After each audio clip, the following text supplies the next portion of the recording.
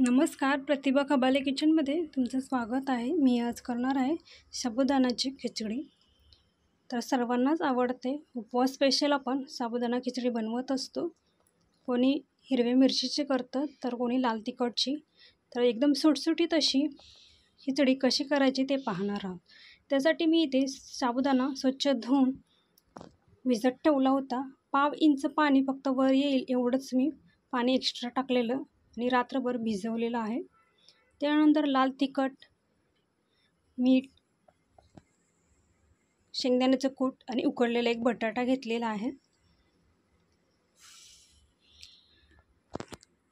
आता साबुदाण्यामध्ये लाल तिखट, मीठ, शेंगदाणे सर्व मिक्स करून घ्यायचं आहे. बटाटा आपण नंतर टाकायचा आहे. मिरची जर तेलामध्ये टाकली तर पूर्णपणे करपून जाते, म्हणून अशा पद्धतीने मिक्स करून घ्यायचं आहे.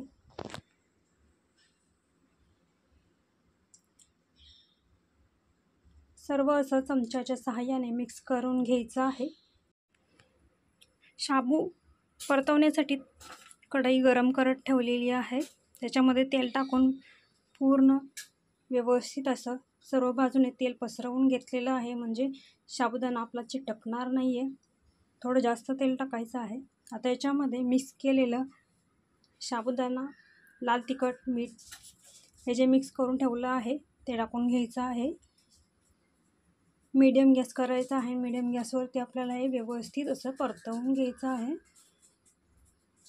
त्यानंतर याच्यावरती उकडलेला बटाटा टाकून घ्यायचा आहे.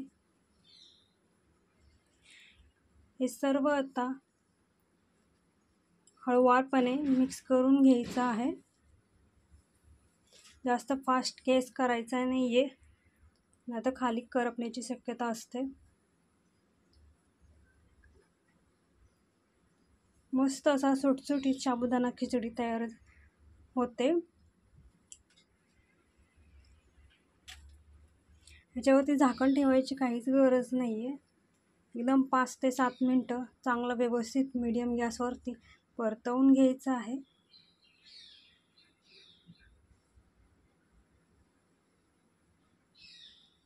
साबुदाणा भिजवताना आपल्याकडून जर जास्त पाणी झालं तर साबुदाणा चिकटला जातो, म्हणून भिजवताना एकदम 1/2 इंच वरती पाणी येईल एवढंच पाणी ठेवायचं आहे आणि साबुदाणा भिजवायचा आहे, म्हणजे असा सुटसुटीत होतो आणि खायलाही खूप छान लागतो.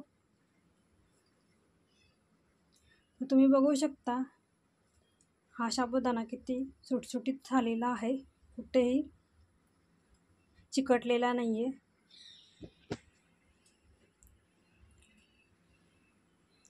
याच्यामध्ये आपण बटाटा उकडलेला टाकलेला आहे. काही वेळेस आपण कच्चा बटाटा तेलामध्ये सुद्धा फ्राय करून साबुदाणा खिचडी बनवू शकतो. तर अशा पद्धतीने लाल तिखट वापरून केलेली ही साबुदाणा खिचडी एकदम छान मऊसूत आणि सुट्टी अशी तयार झालेली आहे. त्याच्यासोबत खायला तुम्ही दही आणि साबुदाणा पापड घेऊ शकता, कारण हे उपवासाला खिचडीसोबत दही आणि साबुदाण्याचं पापड किंवा वेफर्स हेच शक्यतो आपण खात असतो. तर बघू शकता अशा पद्धतीने एकदम सुटसुटीत मऊ अशी साबुदाणा खिचडी तयार झालेली आहे. तर ही रेसिपी तुम्ही नक्की ट्राय करा. आवडली असेल तर लाईक, शेअर, सबस्क्राईब करायला विसरू नका. अशाच नवनवीन रेसिपींसोबत आपण भेटणार आहोत नेक्स्ट व्हिडिओमध्ये. धन्यवाद.